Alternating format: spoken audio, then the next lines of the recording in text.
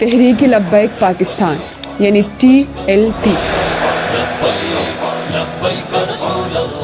یہ نعرہ صرف عقیدت کا اظہار نہیں تھا بلکہ ایک جذباتی رد عمل تھا اس خاموشی کے خلاف جو ناموس رسالت کے مسئلے پر برسوں سے چھائی ہوئی تھی، اور اسی جذبے سے ایک تحریک نے جنم لیا، تحریک لبیک پاکستان۔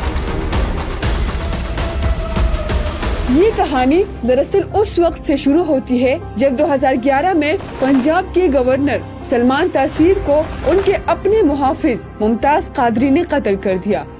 وجہ یہ بتائی گئی کہ سلمان تاثیر نے توہین رسالت کے قانون پر تنقید کی تھی۔ یہ واقعہ پورے ملک میں زلزلے کی طرح پھیل گیا۔ ایک طبقہ اسے قانون شکنی کہہ رہا تھا جبکہ دوسرا طبقہ ممتاز قادری کو عاشق رسول کا درجہ دے چکا تھا۔ انہی دنوں لاہور کے ایک مسجد میں خطیب کے طور پر خدمات انجام دینے والے علامہ خادم حسین رضوی، جو بولنے سے معذور مگر ایمان کی حرارت سے لبریز تھے، اس نے اس واقعے کو ایک مشن بنایا۔ ان کا پیغام سادہ مگر گہرا تھا: جو نبی صلی اللہ علیہ وآلہ وسلم سے محبت کرتا ہے وہ خاموش نہیں رہ سکتا۔ اس جذبے نے 2015 میں ایک تحریکی شکل اختیار کی اور تحریک لبیک یا رسول اللہ کے نام سے ایک عوامی تحریک وجود میں آئی، جو بعد میں تحریک لبیک پاکستان کہلائی۔ خادم حسین رضوی نے مذہب کی سیاست میں ایک نیا زبان اور ایک نیا جوش مترادف کروایا۔ ان کے خطبات میں مذہبی استدلال، عوام کی زبان اور عشق رسول صلی اللہ علیہ وآلہ وسلم کا جذبہ شامل تھا، جس نے لاکھوں دلوں کو اپنے گرفت میں لے لیا۔ 2017 میں تحریک نے پہلی بار ملک بھر میں شہرت حاصل کی جب حکومت پاکستان نے ختم نبوت کے حلف نامے میں معمولی سی تبدیلی کی تو خادم رضوی نے اعلان کیا، یہ الفاظ نہیں، ایمان کا مسئلہ ہے۔ چند ہزار کارکن لاہور سے نکلے، راستے بند ہوتے گئے اور اسلام آباد کا فیض آباد پل احتجاج کا مرکز بن گیا۔ 17 دن تک ملک رک سا گیا، حکومت کے وزراء استعفا دیتے رہے، میڈیا پر پابندیاں لگتی رہی اور بالآخر حکومت کو جھکنا پڑا۔ یہ پہلا موقع تھا جب ریاست نے محسوس کیا کہ TLP صرف ایک مذہبی گروہ نہیں بلکہ ایک سیاسی قوت بن چکی ہے۔ 2018 کے عام انتخابات میں تحریک لبیک پاکستان نے پہلی بار سیاست میں حصہ لیا، لیکن اس کا نتیجہ بھی حیران کن تھا۔ پارٹی نے 22 لاکھ ووٹ حاصل کیے اور ملک بھر میں 5ویں بڑی سیاسی جماعت کے طور پر سامنے آئی۔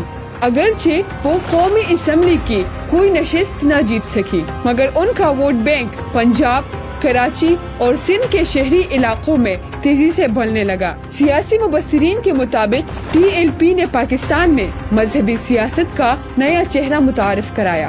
2018 سے لے کر 2021 تک تحریک نے کئی بار حکومت کو چیلنج کیا، کبھی فرانس میں گستاخانہ خاکوں کے خلاف احتجاج کیا، کبھی سفیر فرانس کے بے دخلی کا مطالبہ اور کبھی اپنے گرفتار رہنماؤں کی رہائی کے لیے دھرنے۔ ان احتجاجات کے دوران کئی جانیں ضائع ہوئی، سینکڑوں زخمی ہوئی، مگر تحریک کے مقبولیت میں کمی نہ آئی بلکہ ہر واقعے نے اس کے بیانیے کو مزید طاقت بخشی۔ نومبر 2020 میں خادم حسین رضوی کا اچانک انتقال ہوا۔ ان کے جنازے میں لاکھوں لوگ شریک ہوئے۔ یہ شاید پاکستان کی تاریخ کے سب سے بڑے جنازوں میں سے ایک تھا۔ بہت لوگوں نے کہا کہ اب تحریک لبیک کا سفر ختم ہو جائے گا، مگر ایسا نہ ہوا۔ ان کے بیٹے حافظ سعد حسین رضوی نے قیادت سنبھالی اور والد کے مشن کو نئی توانائی کے ساتھ آگے بڑھایا۔ 2021 میں سعد رضوی کے گرفتاری کے بعد ملک بھر میں بڑے احتجاج ہوئے، ریاست کو مذاکرات کرنے پڑے اور بالآخر سعد رضوی کو رہا کرنا پڑا۔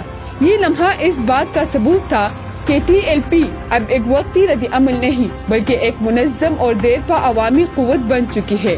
ریاست اور TLP کے تعلقات ہمیشہ پیچیدہ رہے، کبھی مذاکرات، کبھی تصادم، کبھی پابندی اور پھر مفاہمت۔ 2021 میں TLP پر حکومت نے پابندی لگائی۔ تحریک لبیک اپنے شرپسند ڈیزائن میں مکمل طور پر ناکام، مگر چند ماہ بعد TLP تحریک کو دوبارہ بحال کر دیا گیا۔ ماہرین کے مطابق یہ پاکستان کی ان چند مذہبی جماعتوں میں سے ایک ہے جو نہ صرف عوامی جذبات کو متحرک کر سکتی ہے بلکہ سیاسی دباؤ ڈالنے کی بھی بھرپور صلاحیت رکھتی ہے۔ تحریک لبیک کے ناقدین کا کہنا ہے کہ یہ مذہبی جذبات کو سیاسی مقاصد کے لیے استعمال کرتے ہیں، جبکہ حامیوں کا کہنا ہے کہ یہ ناموس رسالت صلی اللہ علیہ وآلہ وسلم کی تحفظ کی واحد تحریک ہے۔ لیکن اب سوال یہ ہے کہ کیا TLP ہمیشہ عشق رسول کی علامت بن کر رہے گی یا پھر وقت کے ساتھ اقتدار کی سیاست کا حصہ بن جائے گی۔